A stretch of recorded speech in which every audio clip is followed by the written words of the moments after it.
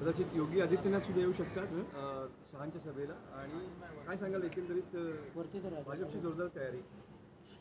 आपण सर्वांना माहीत आहे की आदरणीय पंतप्रधान नरेंद्र मोदींच्या नेतृत्वामध्ये सर्व मतदारसंघांमध्ये वेगवेगळ्या पद्धतीने देशभरातील असणारे प्रमुख नेते मंडळी यांच्या प्रचारसभा यांचं आयोजन हे केंद्रीय स्तरावरती होत असतं.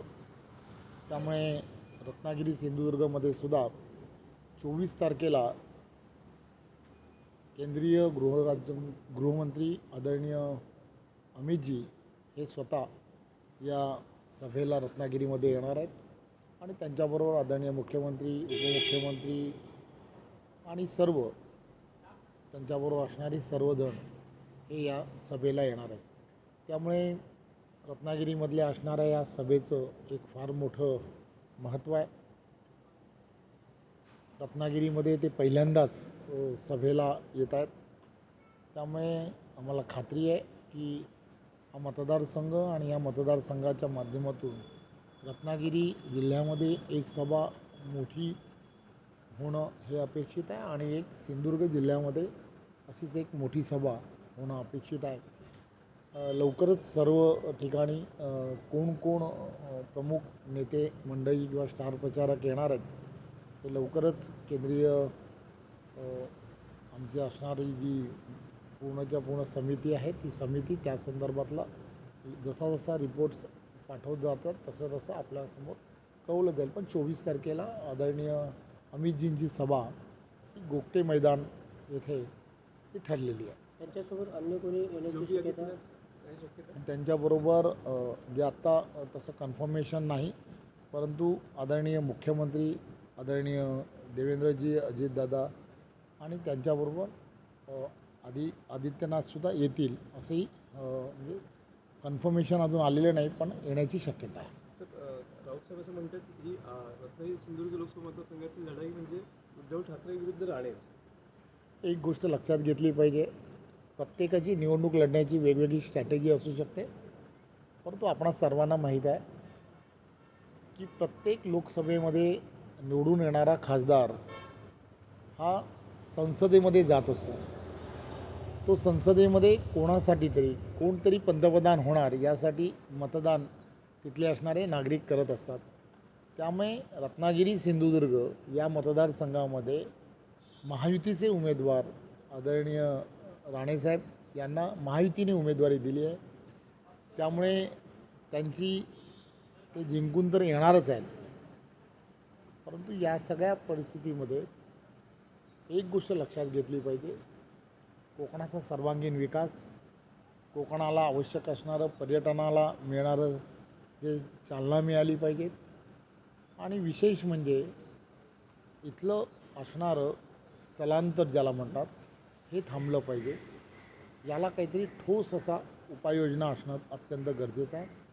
आदरणीय राणेसाहेबांकडे असणारं जे खातं आहे MSMEच्या माध्यमातून त्यांनी सिंधुदुर्गामध्ये एक वेगळ्या पद्धतीचं, कारण सिंधुदुर्ग आपल्याला माहीत आहे की पर्यटन जिल्हा आहे, त्यामुळे त्या ठिकाणी केमिकल्सचे असणारे किंवा असे काही रासायनिक प्रकल्प त्या ठिकाणी येऊ शकत नाही. त्यामुळे त्यांनी मेडिकल इक्विपमेंट्सच्या संदर्भामध्ये एक चांगले जे इन्व्हेस्टमेंट आणि मोठ्या प्रमाणात होईल आणि सिंधुदुर्गातील असणाऱ्या तरुणांना रोजगाराच्या चांगल्या संधी प्राप्त होतील या दृष्टिकोनातून सुद्धा कामाला सुरुवात केलेली आहे. त्यामुळे या सगळ्या गोष्टी लक्षात घेता की विजन असणारं नेतृत्व हे आवश्यक आहे आणि राणेसाहेबांच्या नेतृत्वामध्ये मला असं वाटतं की रत्नागिरी आणि सिंधुदुर्ग हा मतदारसंघामध्ये अशाच पद्धतीने जाणं की जो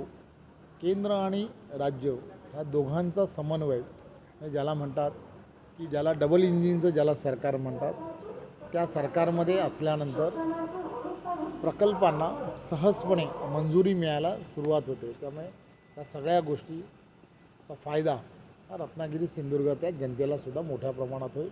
त्यामुळे रत्नागिरी सिंधुदुर्गामधील जनता अतिशय सुज्ञ आहे आणि ती महायुतीच्या उमेदवार आदरणीय नारायण राणेसाहेबांना त्यांची निशाणी कमळ आहे.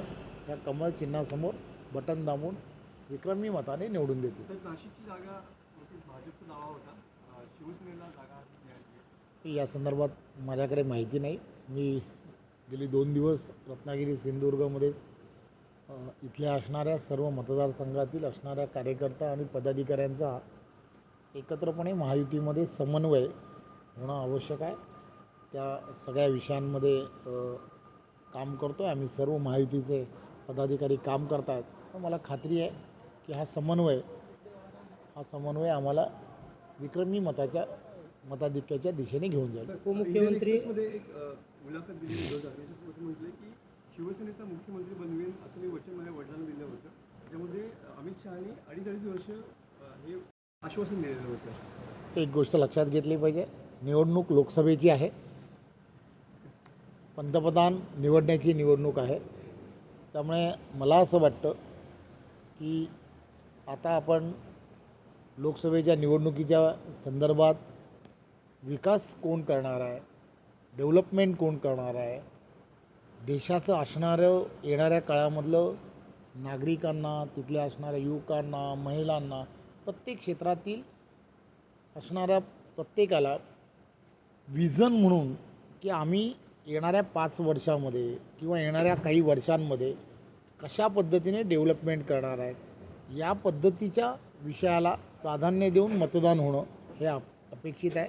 आणि मला खात्री आहे की देशातील सर्व नागरिकांनी मनात पूर्णच्या पूर्ण विचार केलेला आहे की नरेंद्र मोदींना तिसऱ्यांदा पंतप्रधान करणं, 400 पार जिंकून हे NDAचे 100% येतील असा पूर्ण विश्वास हा मतदारांमुळे एकदम चांगल्या पद्धतीने लोकांमध्ये रुजायला लागला आहे. उपमुख्यमंत्री अजितदादा पवार यांनी काल एक गौप्यस्फोट केला होता की 2019च्या वेळी जो पहाटेचा शपथविधी झाला त्यावेळी मंत्रीपद किती व्हायची हे ठरलेलं होतं. या संदर्भात शरद पवारांची शहांबरोबर चर्चा देखील झाली होती. शरद पवार इकडे येऊन पलटले. मी या संदर्भात आज मी रत्नागिरी सिंधुदुर्गाबद्दल आपल्यासमोर बोलत होतो.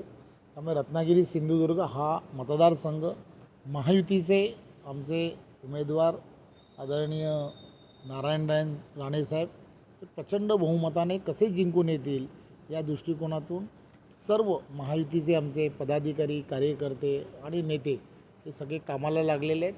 आपणही त्यांना शुभेच्छा द्याव्यात असं मला वाटतं. धन्यवाद.